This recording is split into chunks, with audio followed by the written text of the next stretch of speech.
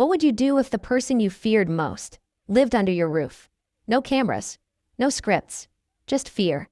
1 week before Rob Reiner, Hollywood icon, beloved husband, father of 5, was found brutally stabbed to death inside his $13.5 million Brentwood estate, he made a chilling confession.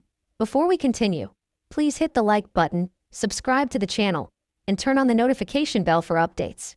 And it wasn't to a reporter or in some podcast interview. It was whispered, behind closed doors, to someone he thought he could trust. "I'm afraid of Nick," he said. "He talks to himself in the dark, and he carries a knife." Let that sink in for a second.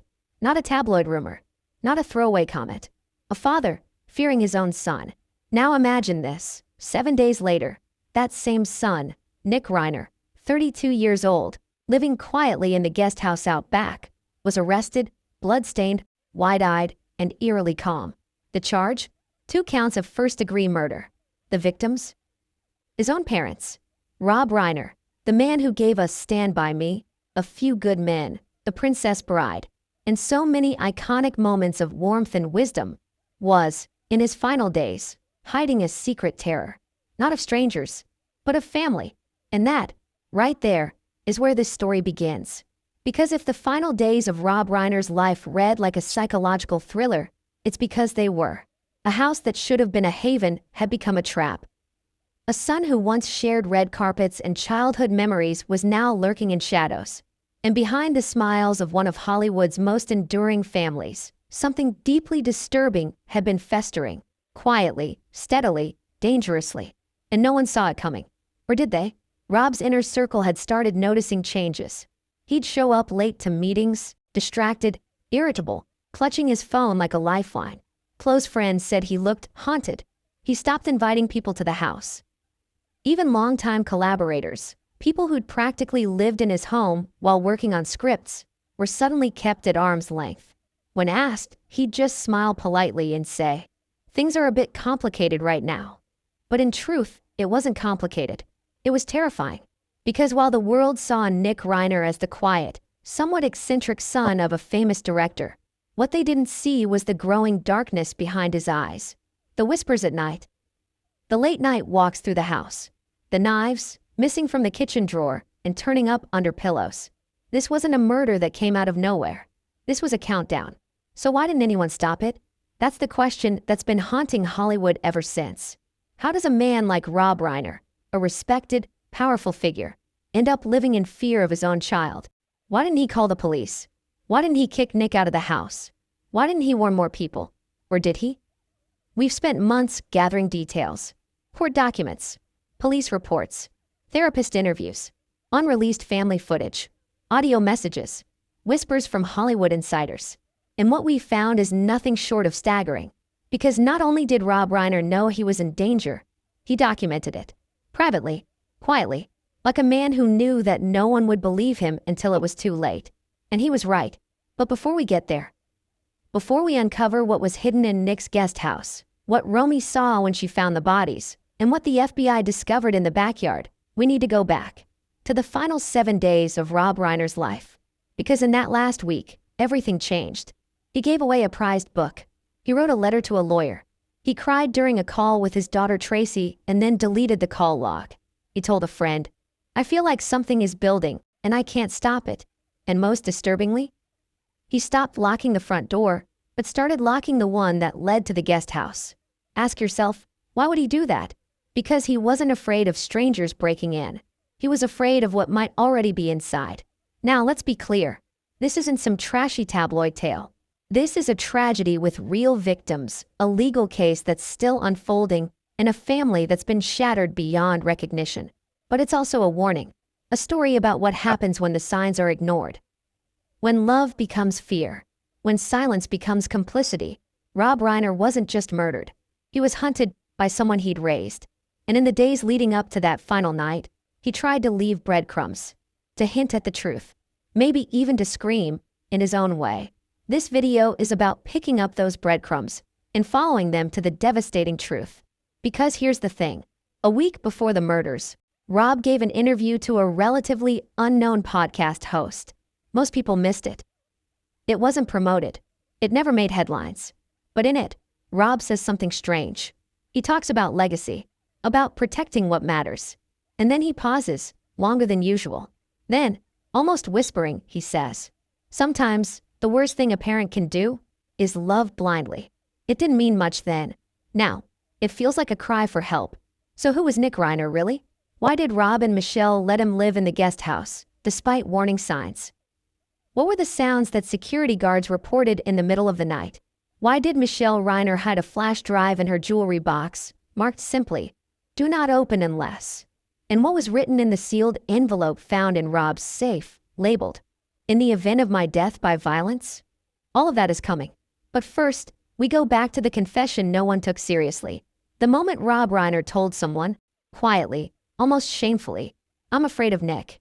And no one listened. What happened after that? What finally pushed Rob to write his will in a rush? What did he see, or hear, that told him time was running out? And what did Nick mean when he told a neighbor, "Don't worry, they'll be free soon"? The story you're about to hear is darker than any movie Rob Reiner ever made. And it ends with a scene that no one could script. But what came next would change everything, and no one saw it coming. He talks to himself in the dark.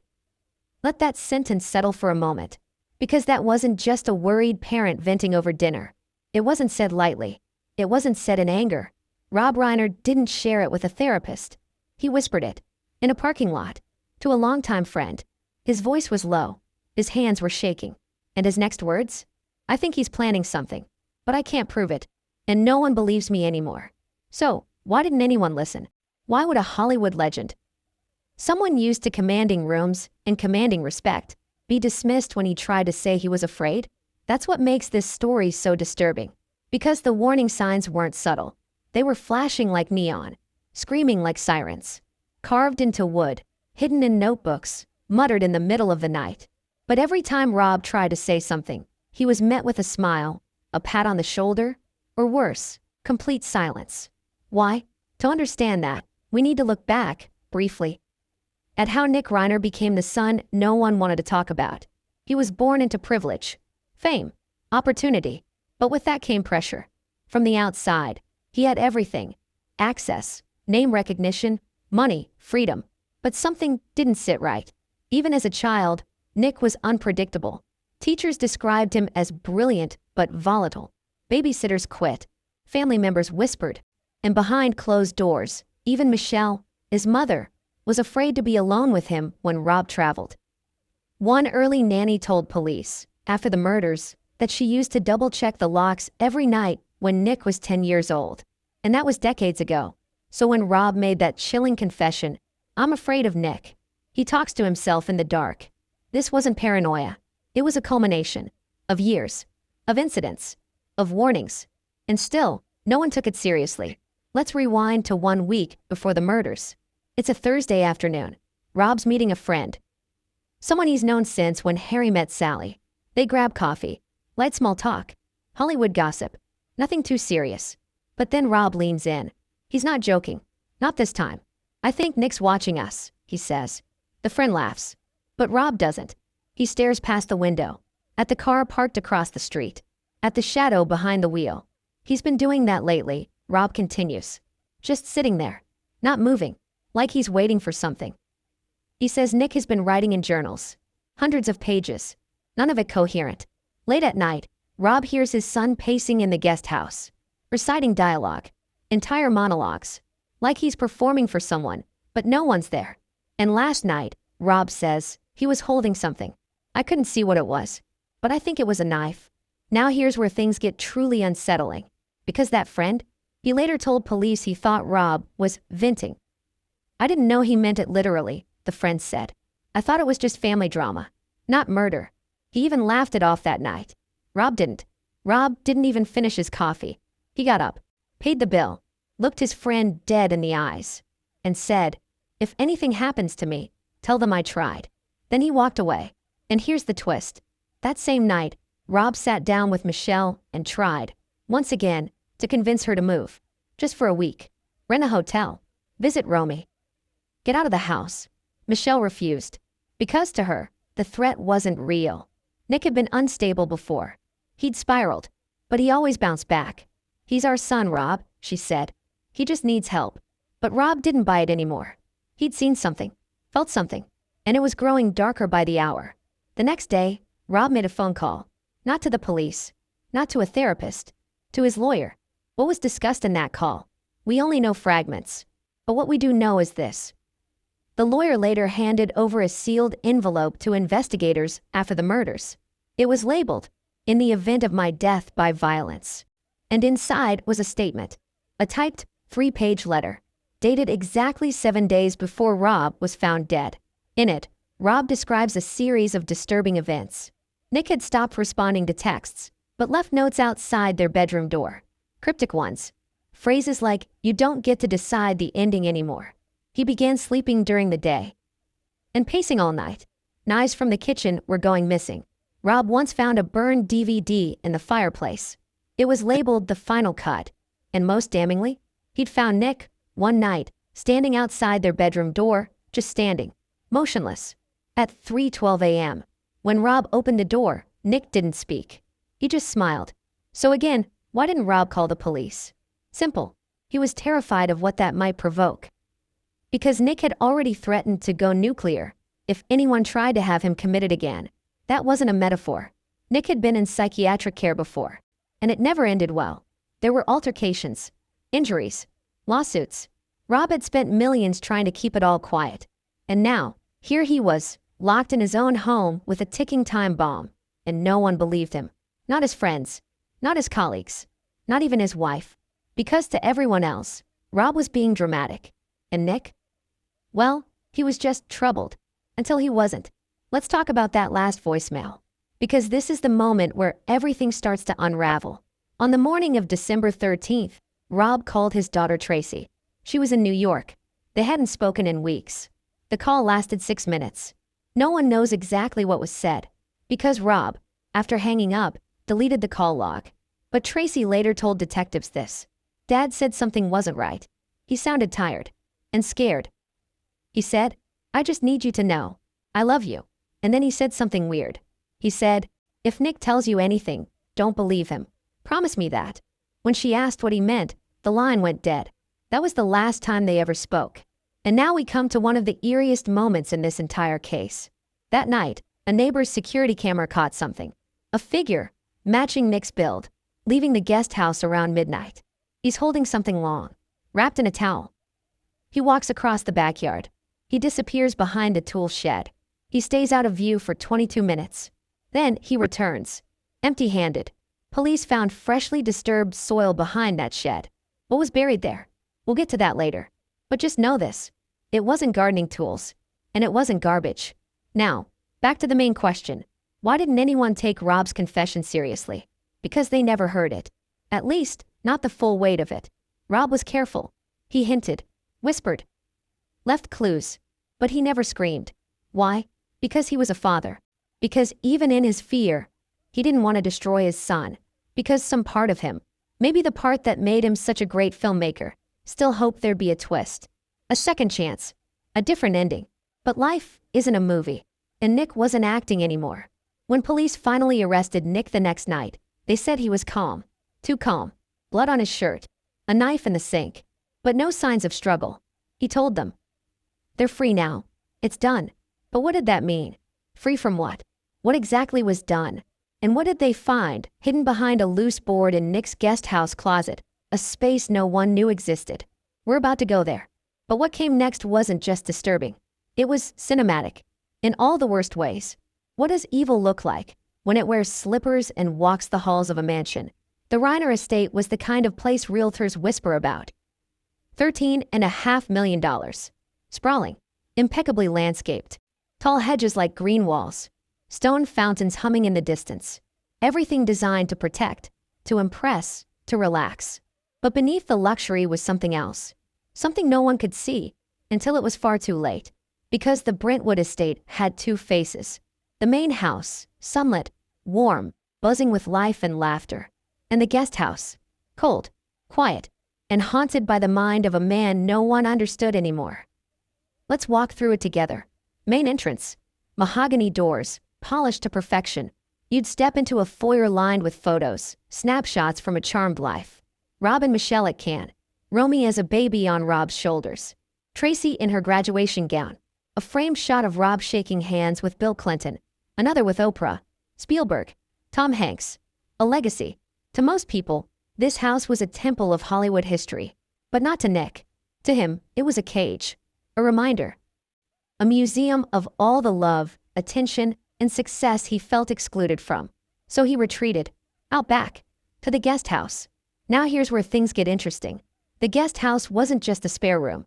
It was a separate world. Cameras were disabled. The locks had been changed twice, without Rob's knowledge. The windows were always covered. Heavy blackout curtains, drawn shut, even at noon. No staff entered. Not the housekeeper. Not the gardener. Not even the private chef. Nick doesn't like anyone in his space, Rob once said. But what was he doing in there?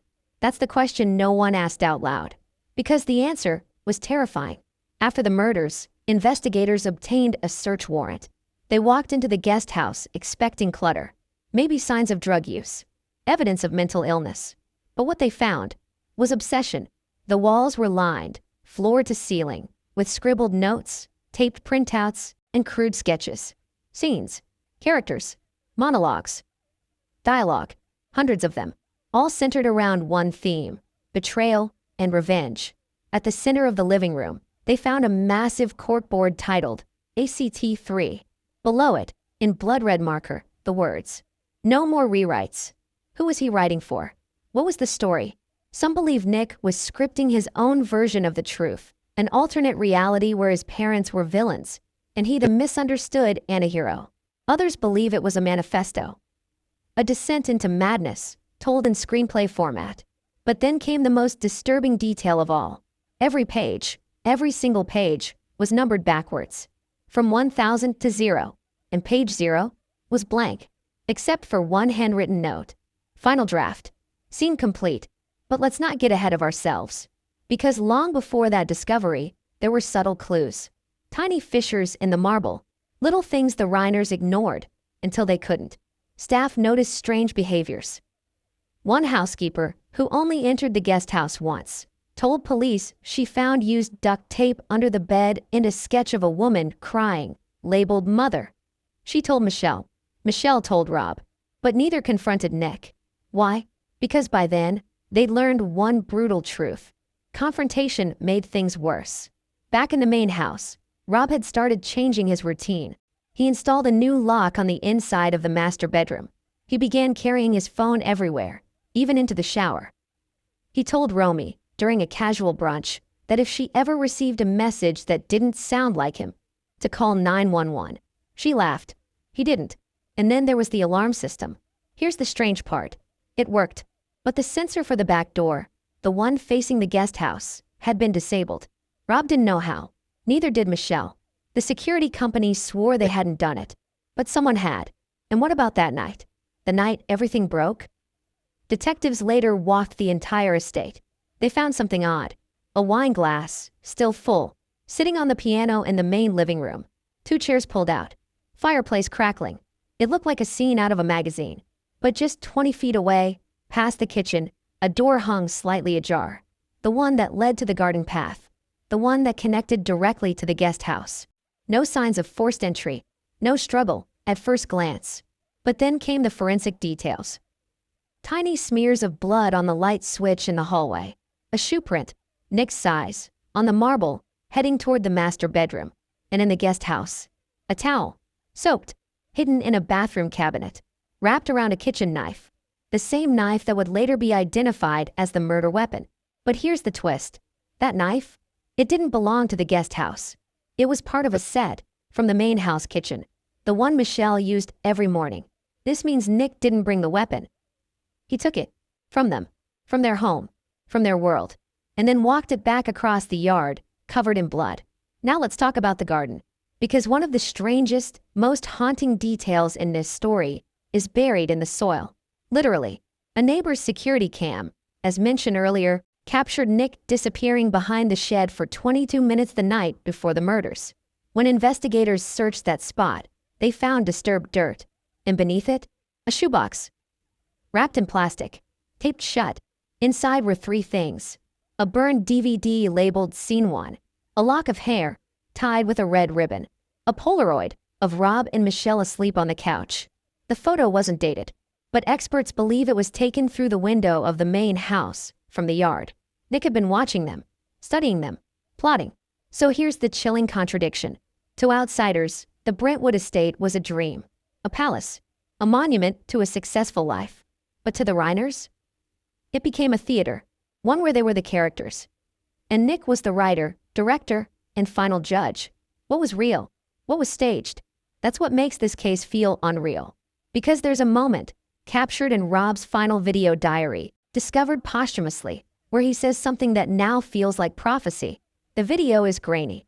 Just Rob, sitting in a dim room.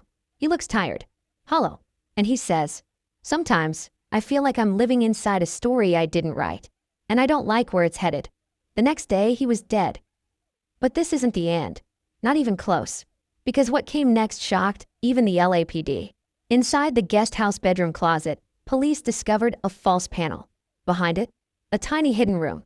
No windows. No light. Just walls covered in newspaper clippings.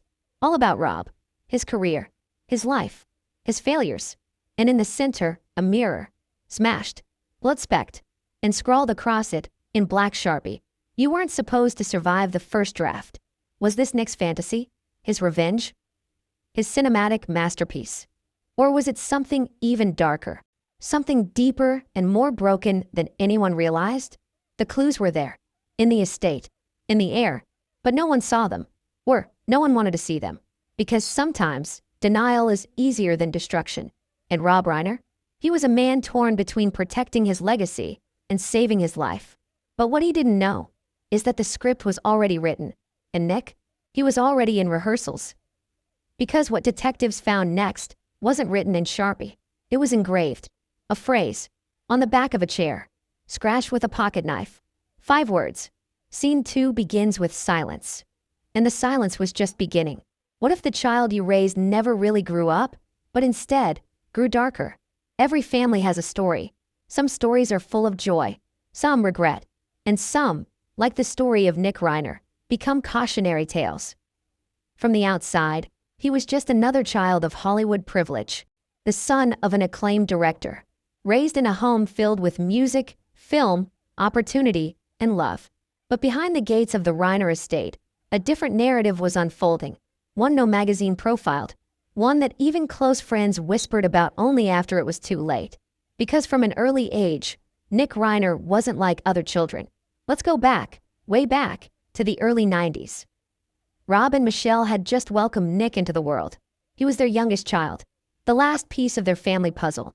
A beautiful baby boy, born into wealth, legacy, and affection. But even as a toddler, something was off. Nick didn't play like other kids. He didn't engage, didn't laugh easily, didn't like being touched. He had a fascination with mirrors. He would sit for hours, just watching himself. And then came the tantrums. Violent, long impossible to explain. He wasn't just acting out, he was exploding. One nanny quit after 3 weeks.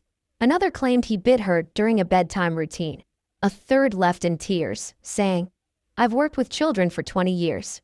I've never been afraid of one, until now." But Rob refused to see it. To him, Nick was just sensitive, misunderstood, a boy with too much imagination and too few friends. And when teachers at Nick's exclusive private school raised concerns, Rob was quick to push back. "This is Hollywood," he once reportedly said. "Everyone's a little eccentric." But this wasn't eccentricity. It was the start of something darker, something spiraling. As Nick entered his teenage years, things escalated. Drugs, fights, expulsions. He was kicked out of 3 schools before the age of 16. Each time, the pattern was the same. At first, charm, creativity, wit. Then, volatility, threats, isolation, obsession with scripts, revenge fantasies, and control. In one instance, Nick was caught rewriting a teacher's lesson plan, crossing out their name and inserting his own. On the final page, he wrote, "Only one author can write the ending." The school expelled him. Rob pulled strings to keep it out of the press.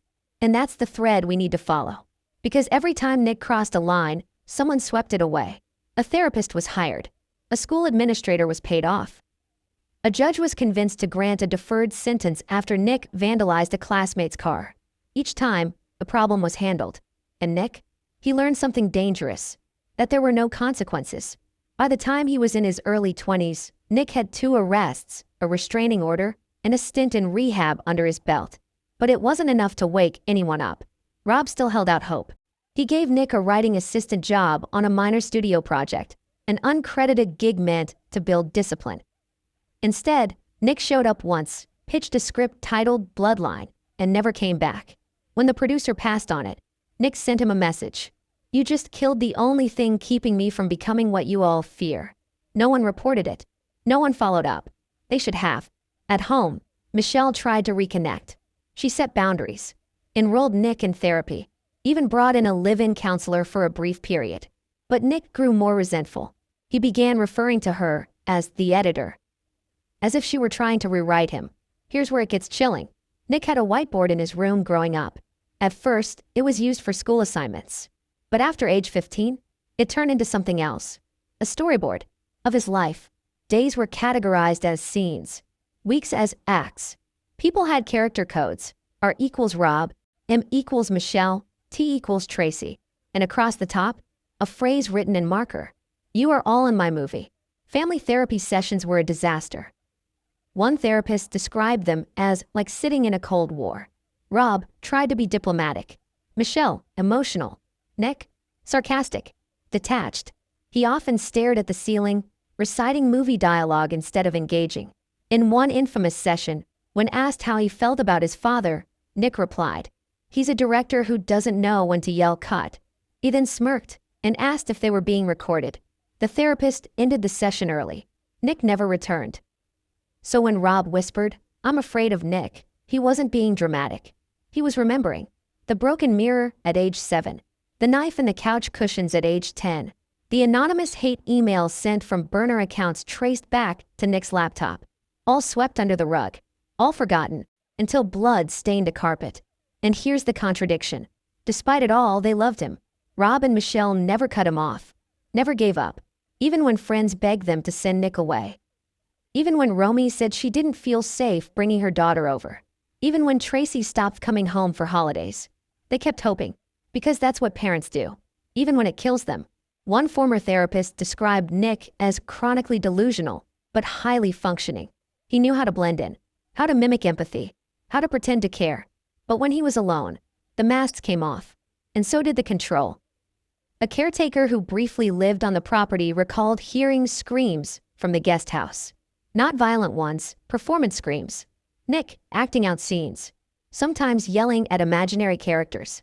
Other times, whispering. The caretaker assumed he was practicing.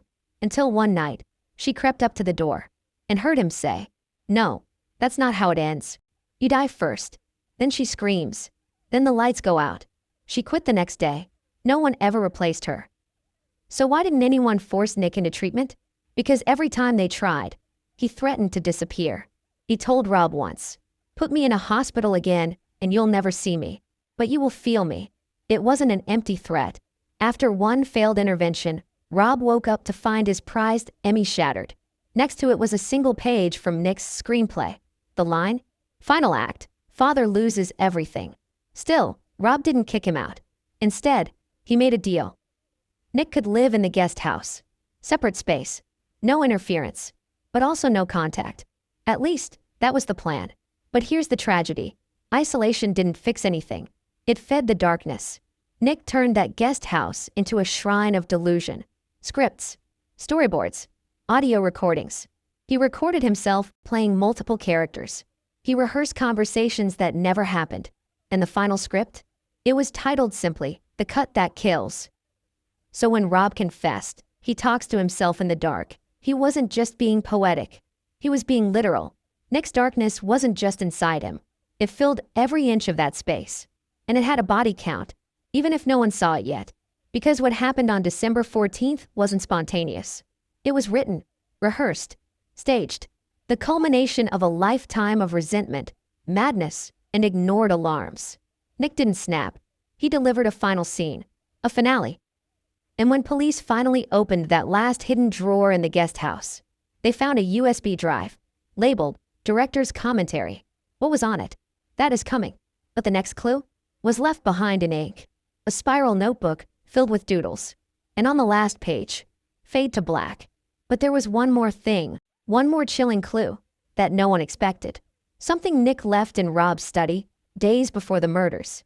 A handwritten letter, sealed in red wax, titled, Scene 1 Retake.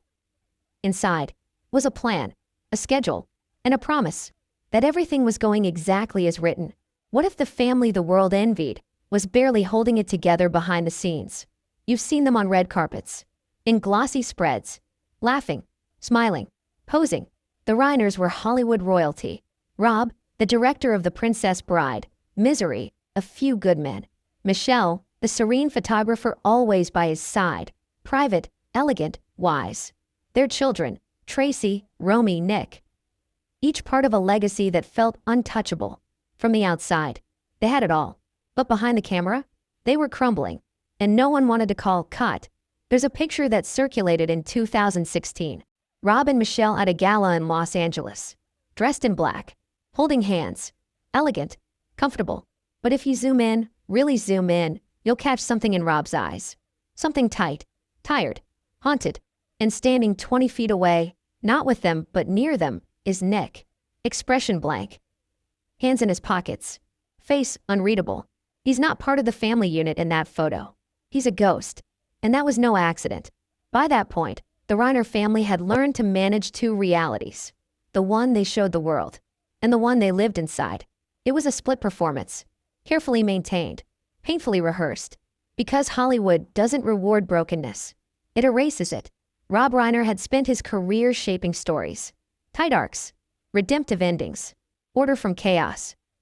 But at home, he couldn't control the script. Nick wasn't a character. He was the unfixable third act. And that terrified Rob more than anything else. Because what do you do when your life's greatest failure calls you dad? Colleagues began to notice. Rob missed meetings, forgot lines, drifted during interviews. One producer said he wasn't angry or arrogant. He was distracted, like something was eating at him. Another claimed Rob started turning down major offers. Multi-million-dollar directing gigs, just to stay close to home. At the time, everyone assumed he was enjoying retirement. But behind the scenes, he was in crisis mode. And he wasn't alone. Michelle, for her part, tried to stay grounded. She poured herself into her photography. She took long walks, spoke at mental health conferences, smiled through every appearance. But she too was unraveling. One former friend said, I asked her once, offhandedly, how Nick was doing. Her smile froze. Then she changed the subject. Another recalled a cryptic comment Michelle made at a charity dinner. Sometimes, the monsters aren't under your bed. They're in the next room over. No one knew what to say, so they said nothing. Even within the family, there were fractures. Tracy Reiner, Rob's daughter from his marriage to Penny Marshall, had all but distanced herself from the inner circle. Publicly, she said it was for privacy. Professionally, she was working on her own projects. But privately, she was scared. In a leaked deposition taken days after the murders, Tracy admitted, I stopped bringing my daughter to the house. Nick scared her. He scared me. And I told Dad that. I begged them to get help. But they didn't. Or maybe they couldn't. Because love makes us do irrational things. Especially when it's tangled in guilt. Then there's Romy, the youngest Reiner sibling. The one who discovered the bodies. She had been the bridge between Nick and the rest of the family. The hopeful one. The peacemaker. But even she started pulling away. A journal entry from Romy, shared with investigators, read, I don't know who Nick is anymore. It's like he's not here. Just this empty shell. Sometimes I catch him watching me. Not in a creepy way. Just blank. Like he's waiting for me to say something. But I never know what.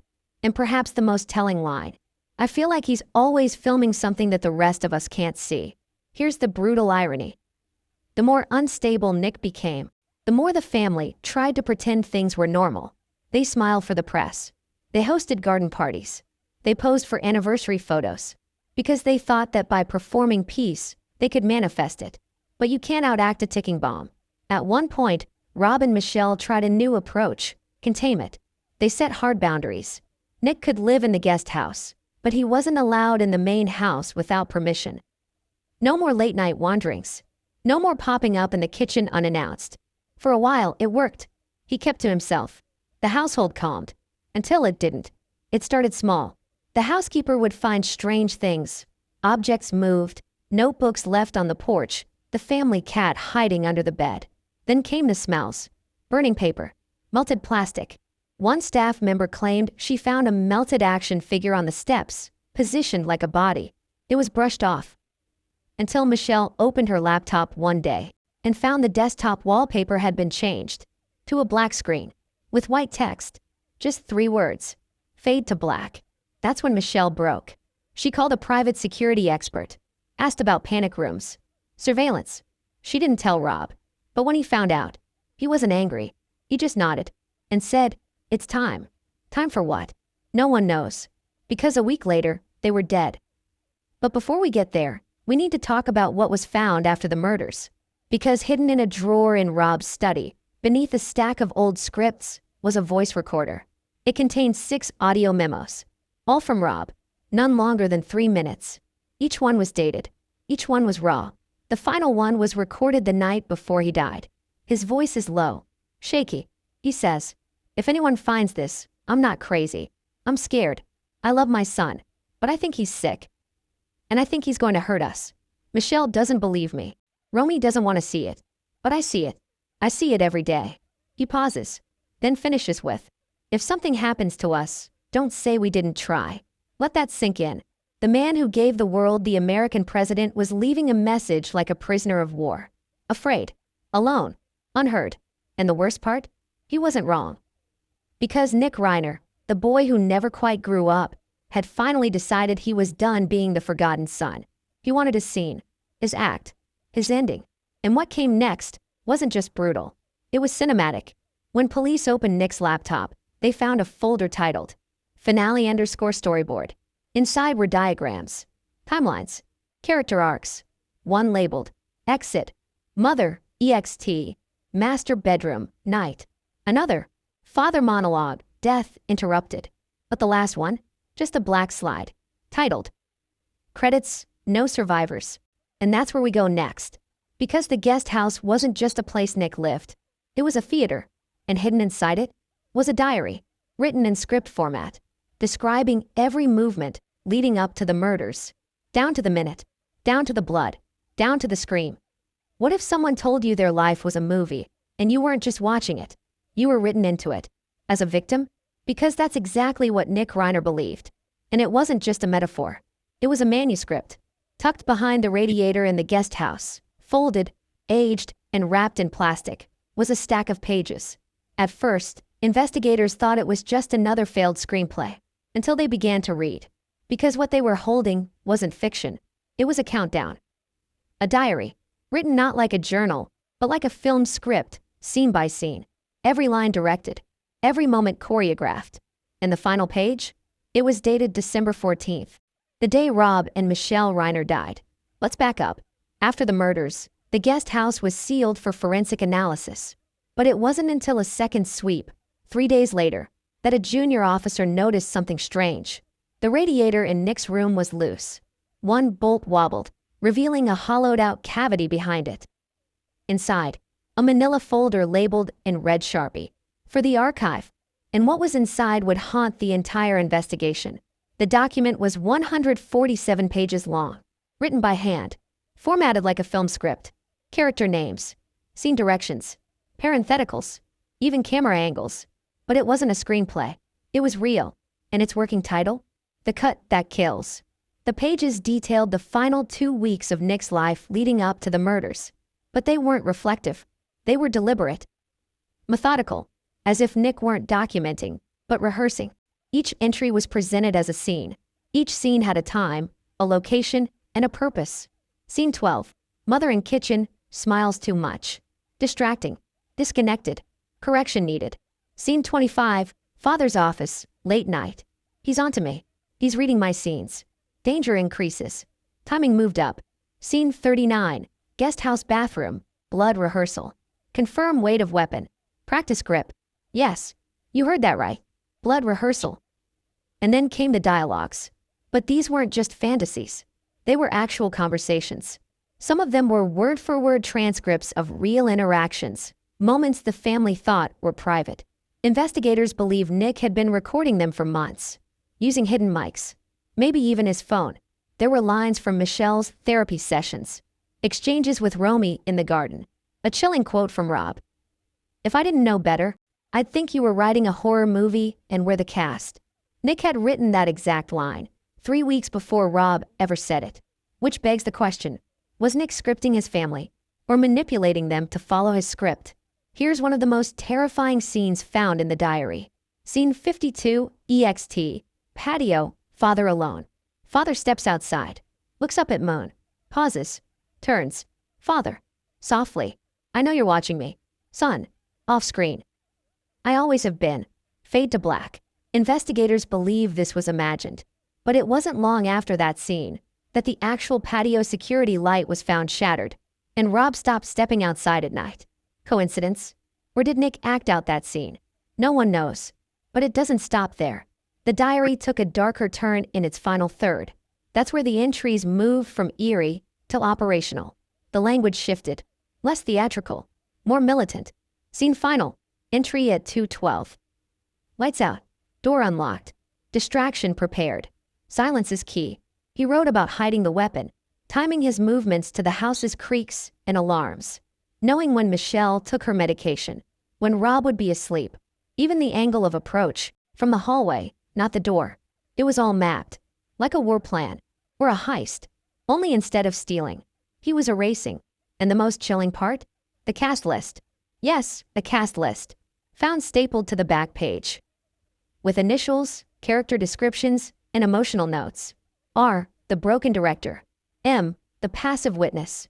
T, she left early. Smart. R2, potential interruption, minimal threat. N, the visionary. That's how he saw himself. Not as a villain, not even as a murderer, but as a visionary. But let's talk about what else was in the folder. Because the script wasn't the only thing hidden there. Beneath the diary were 2 Polaroids. One of Rob and Michelle asleep on the couch, taken from a low angle, outside the window. The other? A blurry photo of Rob, in his study, looking directly at the camera. But no cameras were found facing the inside of the house. Which means Nick was in there, watching, waiting, taking photos weeks before the murders. Also in the folder, a thumb drive, labeled simply, Scene 0. And what was on it? Chilling audio. Static-filled, low quality, but unmistakable. Rob, Michelle, talking, laughing, unaware. In the background, breathing. Heavy, close, and then a whisper, barely audible. Nick's voice. "Say goodbye." Click. Silence. That audio file was timestamped December 12th, 2 days before their deaths. It wasn't a mistake. It was a rehearsal. Let's go back to the notebook's final entry. Written in bold ink, unlike the others. All caps. Centered on the page. Scene complete. Cut. Below it, 3 check boxes. Ballot box with check entry. Ballot box with check execution. Escape. The last box. Left unchecked. Meaning, he didn't plan to get away. Or maybe, he didn't think he had to. So what was Nick's endgame? Was this all some desperate cry for help? Or was he trying to immortalize himself? To go down not as a forgotten son, but as the writer, director, and star of a final act no one could undo? One of the investigators, a 20-year LAPD veteran, said, "I've seen a lot of psychopaths, a lot of crime scenes, but this was authored. Like he wasn't just killing them, he was casting them." But what if Nick's story didn't end there? What if there was still more? Because here's where it gets even stranger. After the guest house was cleared, one more item surfaced. A letter, mailed to a P.O. box in Culver City, postmarked the day after the murders.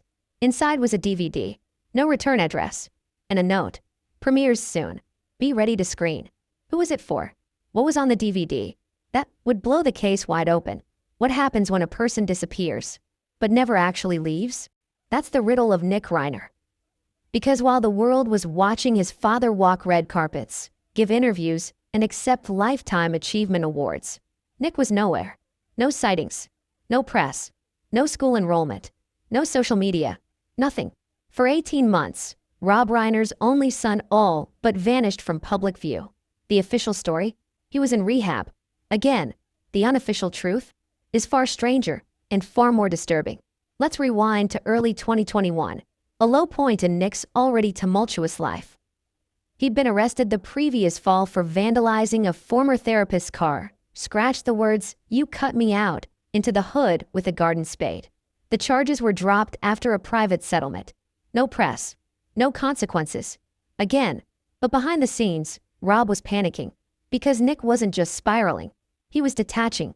According to leaked correspondence between Rob and a private psychiatric consultant, the family considered involuntary commitment.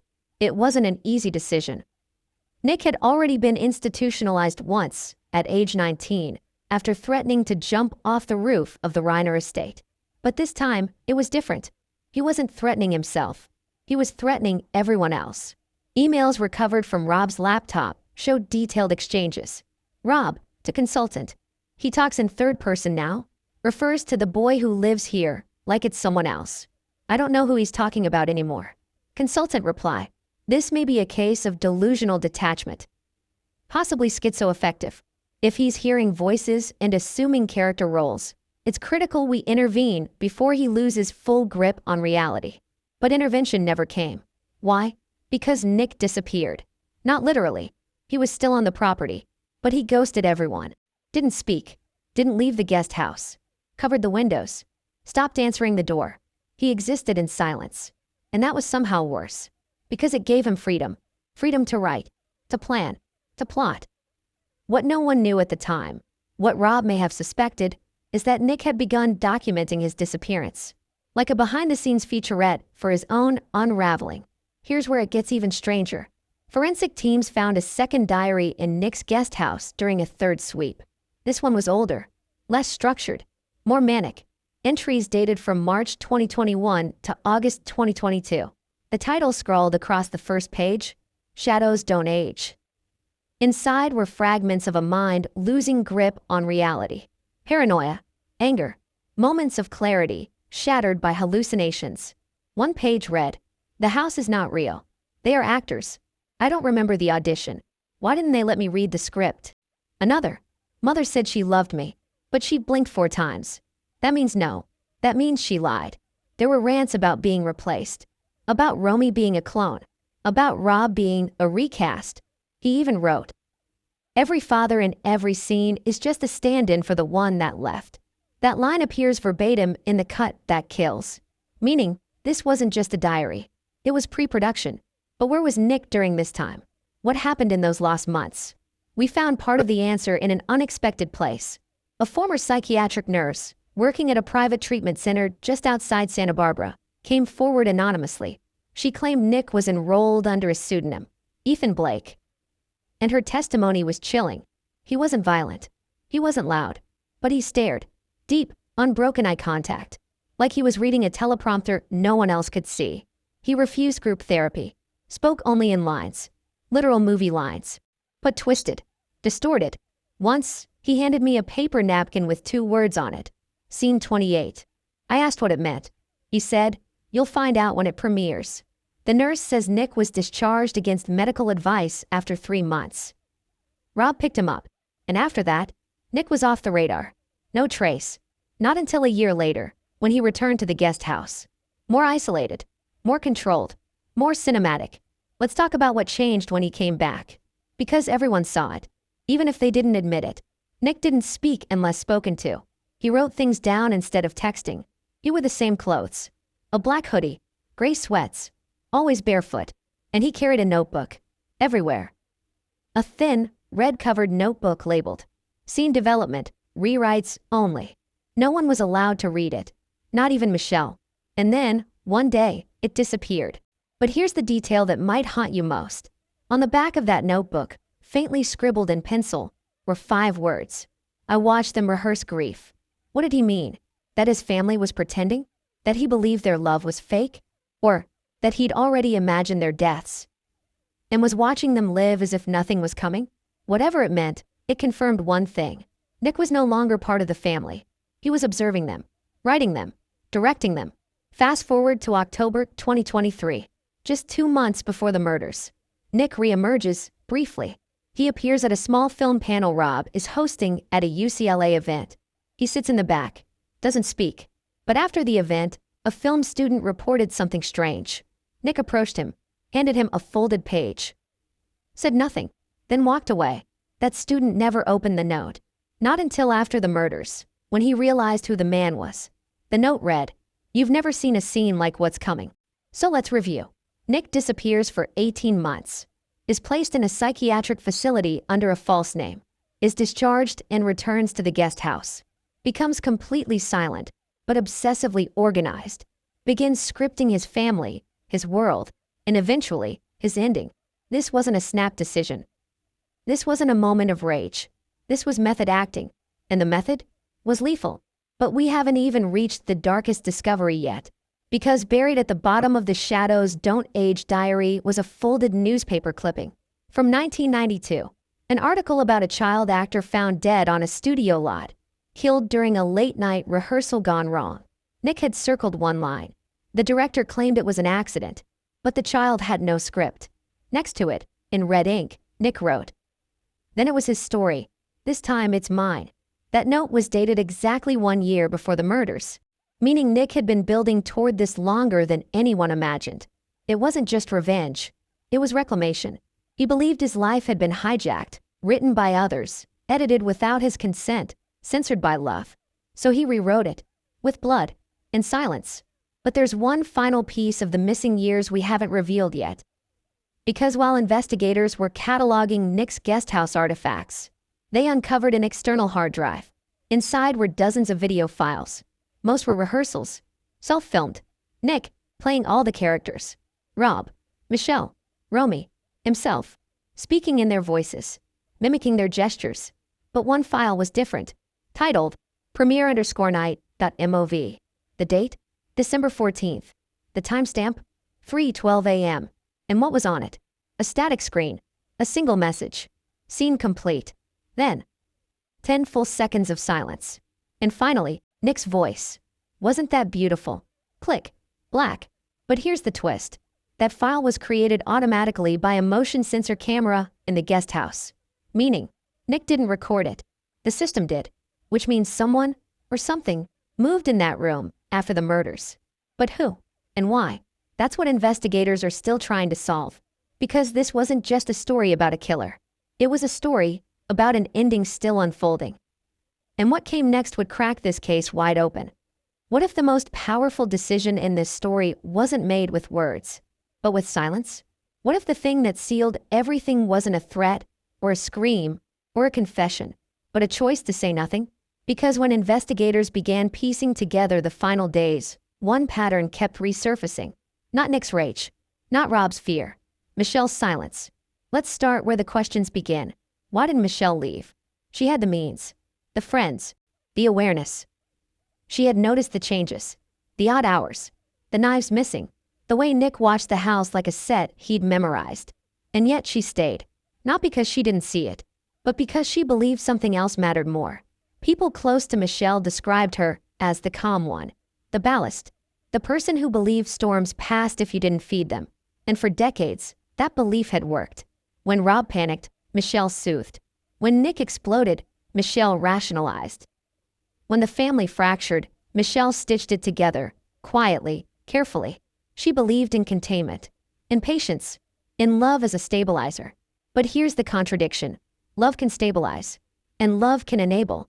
During the investigation, detectives recovered Michelle's personal notebooks.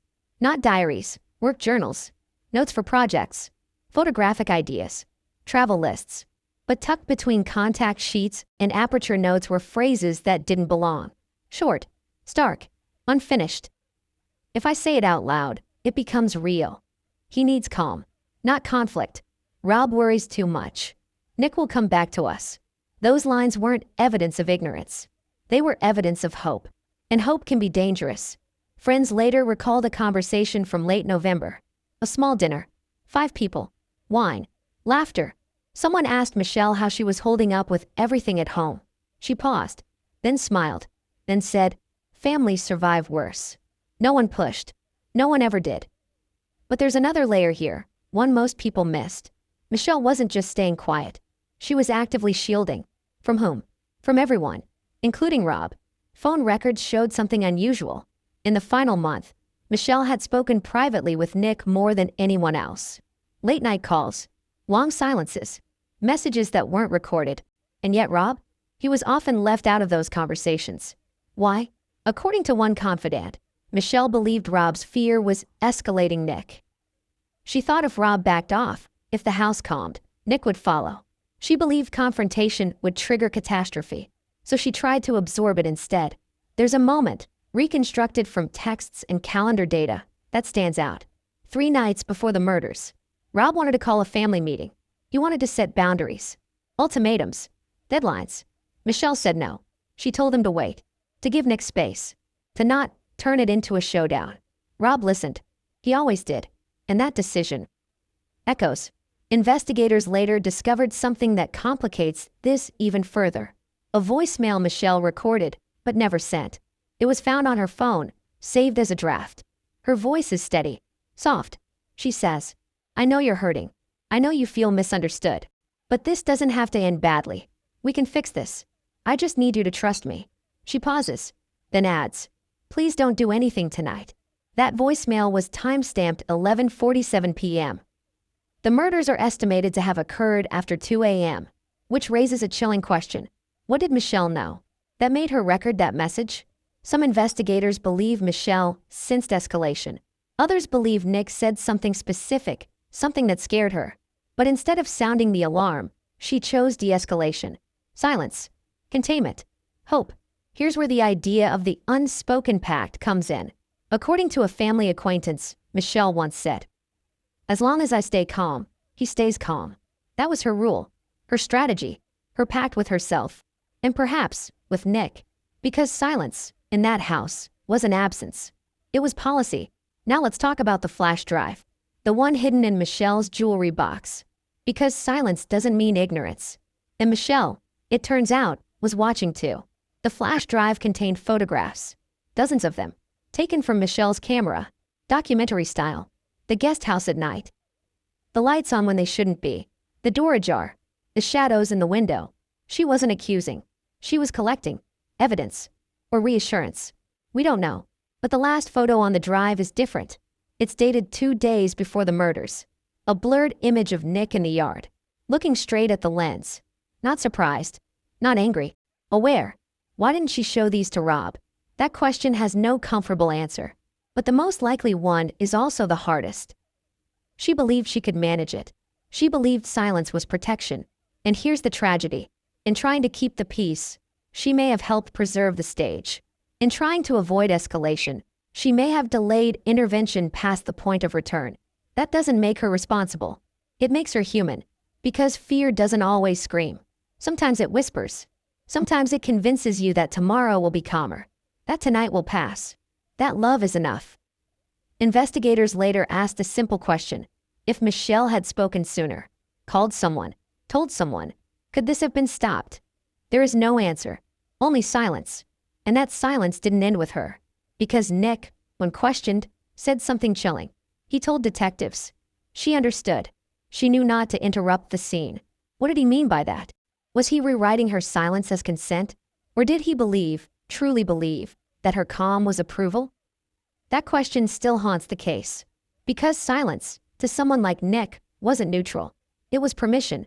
And that brings us to the next turning point. Because while Michelle stayed quiet, someone else was preparing to speak. Someone who had tried to warn them before. Someone who didn't believe silence was safety. Someone who would later say, "I told them," and no one listened.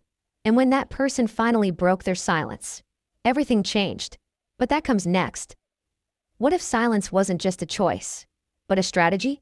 And what if that strategy quietly failed? Because once investigators understood Michelle's role, not as an instigator, not as an accomplice, but as a buffer, the case took on a deeper, more tragic shape. She wasn't blind. She was bracing. There's a moment, buried in phone metadata, that investigators keep returning to. It's subtle, easy to miss. At 1:08 a.m., roughly an hour before the estimated time of the murders, Michelle's phone shows a short burst of activity. Not calls, not texts. She opened her notes app, 4:47 seconds, then closed it. No new note was saved, which raises a chilling possibility. She started to write something, and stopped. Why? Fear? Second thoughts? Or because she heard something that made writing irrelevant? No one knows. But what we do know is that Michelle didn't call for help, and that decision, whether conscious or instinctive, became the final expression of her unspoken pact. People who knew Michelle describe a woman who believed deeply in de-escalation. If you don't react, the moment passes. If you don't panic, the danger dissolves. If you don't feed the fire, it burns out. That belief guided her parenting. It guided her marriage. And in the end, it guided her silence. But silence doesn't exist in a vacuum. It sends signals. And to someone already detached from reality, silence can be misread. Not as caution, but as agreement. When detectives questioned Nick later, they asked a direct question. Did your mother try to stop you? Nick's answer was unsettling. She didn't interrupt, he said. She trusted the timing. That phrase, trusted the timing, appears nowhere in Michelle's notes. Nowhere in Rob's recordings. It appears only in Nick's writing, which suggests something deeply disturbing. He may have interpreted Michelle's calm not as resistance, but as validation. That's the danger of silence when someone is scripting their own reality. If you don't object, you become part of the scene. If you don't scream, cut.